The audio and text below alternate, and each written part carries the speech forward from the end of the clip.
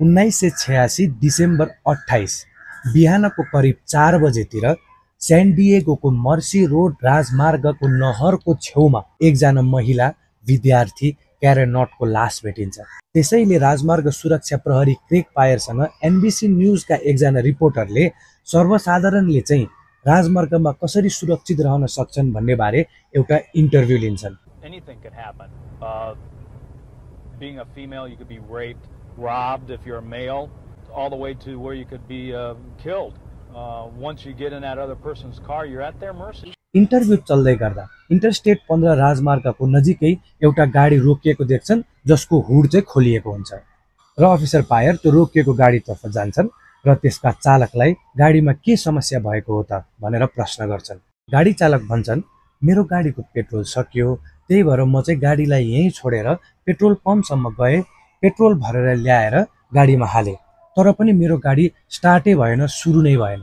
राजमार्ग सुरक्षा मापदण्डको ठ्याक्कै विपरीत काम चाहिँ चालकले गरेको पायरले इन्टरभ्युमा बताउँछन्। कसरी बच्न सकिन्छ बारे विभिन्न उपायहरू बताउँछन् र त्यसरी नै उनीहरू अगाडि बढ्छन्।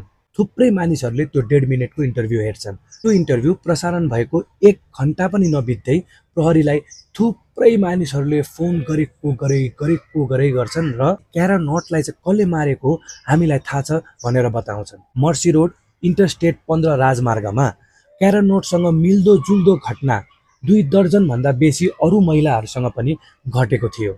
राजमार्गबाट अपहरण गरेर लगेर बलात्कार गरेर कुटपिट गरेर बन्दी बनाएर केही घण्टापछि छोडेको थियो। तर बिचारा 20 वर्षीय क्यारेन नटलाई चाहिँ भने ती व्यक्तिले टाउकोमा रडले हानेर घाँटीमा डोरीले च्यापेर मारेका थिए। प्रहरी थानामा उजुरी दिँदै गर्दा ती महिलाहरूले त्यो इन्टरभ्युमा देखिएका एकजना व्यक्तिले आफूलाई पनि विभिन्न किसिमको यातना दिएको र त्यसैले नै पक्कै पनि क्यारेन नटलाई पनि मारेको हो भन्ने खालको बयान दिन्छन्। अनुसन्धानको थुप्रै तरिकाहरू अपनाउँदा पनि क्यारेन नटको हत्यारालाई चाहिँ सैन डिएगो प्रहरीले पक्रि नै सकेको थिएन। तर यो 1.5 मिनेटको भिडियो हेर्न साथ सैन डिएगो प्रहरीले क्यारेन नटको हत्या मामलालाई समाधान गर्ने थुप्रै सुरागहरू पाए। अब प्रहरीले पनि तीव्र गतिमा आफ्नो अनुसन्धानको दिशा त्यही व्यक्तितर्फ मोड्छन्। क्यारेन नटको मृत्यु भएको ठाउँ इन्टरस्टेट 15 राजमार्ग, मर्सी रोड राजमार्ग नजिकैका जङ्गलहरूमा प्रहरीले फेरि अनुसन्धान र सोधपुछ अगाडि बढाउँछ र यसपालि भने प्रहरीहरू हत्यारालाई पक्रिन सफल हुन्छन्। ती हत्यारा थिए क्रेग पायर। 20 वर्षीय विद्यार्थी क्यारेन नटको हत्या सम्बन्धी सबै प्रमाणहरू र क्रेगले बलात्कार गरेका महिलाहरूलाई विटनेस बनाएर अब प्रहरी अदालत जान्छ। अदालतमा क्यारेन नटको हत्या र ती महिलाहरूको बलात्कार क्रेगले नै गरेको प्रमाणित हुन्छ र उनलाई 25 वर्ष जेल सजाय तोकिन्छ।